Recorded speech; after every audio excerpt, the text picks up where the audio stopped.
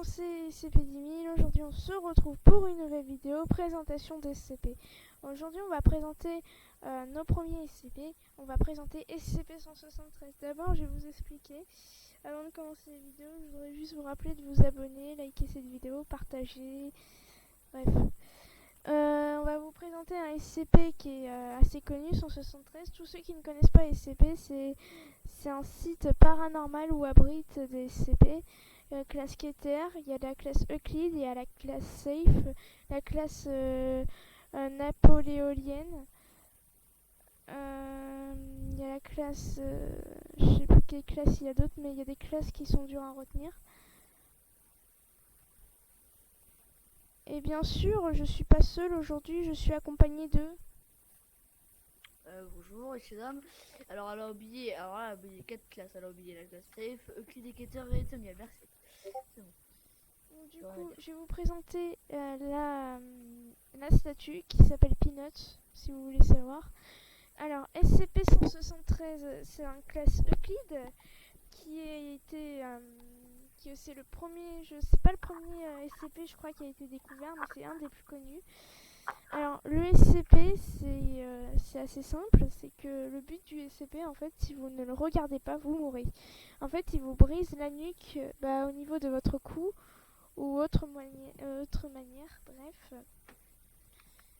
SCP-173 doit être, on peut dire l'objet doit être conservé dans un conteneur verrouillé, toutes circonstances, lorsque des membres du personnel doivent entrer dans la chambre ou dans la pièce du confinement de SCP-173, il doit systématiquement être minimum 3.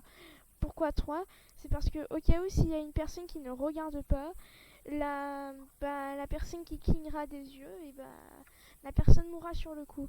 Du coup, c'est important d'être 3. Par exemple, ils doivent prévenir chacun son tour que il doit cligner des yeux. De toute façon, le SCP-173, il y a juste à fermer la porte et voilà, il est confiné. Il y a 2 personnes doivent être maintenues en contact visuel direct avec SCP-173. Il doit être regardé pour éviter qu'il bouge. Le membre du personnel qui déverrouiller le conteneur, il doit verrouiller le conteneur. Il est sur le site 19 dans la fondation. Il a été découvert en 1993. Il a des origines inconnues. Du coup, l'histoire, c'est en fait l'histoire d'un... Comment dire, je vous envoie sur la chaîne de L. Alexandre. Je vous mettrai le lien en description. En gros, c'est une histoire, voilà, qui est basée sur SCP-173 que je ne serai pas expliqué en vidéo parce que voilà. En tout cas, il y a plusieurs histoires et il y a une histoire qui peut être vraie ou fausse. Bref. Si on entend des bruits dans la pièce, c'est tout à fait normal. C'est parce que la statue, à chaque fois qu'elle bouge sans être regardée, elle produit des bruits.